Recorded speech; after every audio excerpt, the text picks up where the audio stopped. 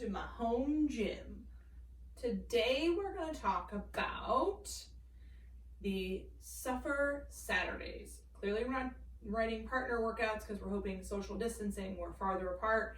I've got some creative ideas for next week for some partner workouts that are going to involve people communicating and connecting just for funsies. Why not?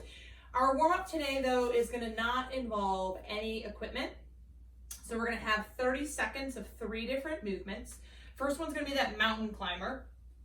So we're coming into that planked position, wrist, elbow, shoulder stacked, pulling knee towards the elbow for 30 seconds. We want to make sure that we remember to breathe. So a lot of times, for whatever reason, we hold our breath for that 30 seconds of mountain climbers. Don't do that. Remember to breathe. Our second movement, we're going to come into a lunge step. So trailing knee should touch the ground. We're going to drive through the heel to push back. If we opt to do this in a place that has a longer area, you're more than welcome to do a lunge step, drive up through the heel, and then step forward. So you could do 30 seconds of walking lunges if you wanted to. And then 30 seconds of high knee. So a lot of times I always think of like high school, like soccer coming in from that high knee position. We want to do it actively. If we've got some knee issues, we can come into a more static raised high knee. So we're going to do those 3 movements for 3 rounds. Now, our equipped workout is written as 10 rope climbs. I'm sure that there is somebody that has access to a rope. They can continue to do that. I would suggest 20 V-ups for 10 rope climbs. That's just our kind of easiest way to modify those. Back squat would be a barbell physically sitting on top of the shoulders, looking to have that hip crease the knee still, and then come back to that full standing position for 20 full reps. 30 handstand push-ups on the wall or side of the house if your husband and or wife doesn't mind you doing it on the side of the house.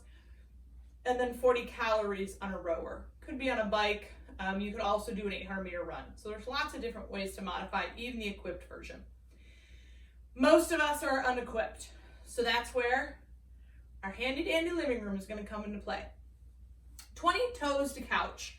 So toes to couch is definitely a new one. Well, I guess I don't want to say that with all the YouTube searching that's been going on. Maybe you've come across a toes to couch. But with a toes to couch, we're going to come into this laying position on the bottom of the couch. We're physically going to hold arms fully locked out, and then we're going to bring our hip up to that couch cushion. So again, we're looking to have the hip physically raised off of the floor and reach as far up that couch cushion as you can. So 20 toes to couch. We're then just going to do a standard air squat. So heels outside of the hips, looking to have hip crease the knee, come back to that full standing position at the top. 20 piked handstand push-ups. So with our pike handstand push-up, the higher your feet are, the more challenging this becomes. But the goal is to walk our our hands towards our toes. If we remember, we want to think as we come down, head's going to come towards our fingertips. As we extend up, nose to toes. So head to hands, nose to toes. So 20 piked handstand push-ups. And then we're going to take off out the door, hopefully, 400-meter run. Good news is our unequipped workout, 2 rounds. And then we've got the crowd favorite cool down of that 1-minute low dragon. So if you remember the low dragon, we're coming to the bottom of this lunge position, knee on the ground, really opening up this back leg. We'll then do that a minute on each side, kicking into a pigeon, or sometimes called figure 4. If that's too much pressure on your knee, remember we've always got that option of coming onto our backs.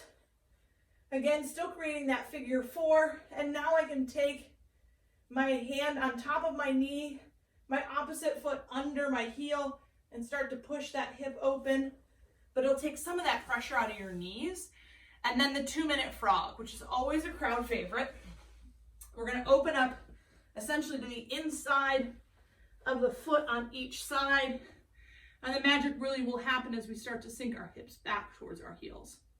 So that's our work for today. Hopefully, you'll get some good reviews on Sugar One. Let us know how you're doing. Let me know how much you hate it. And we'll see you on Sunday for the roundtable at noon.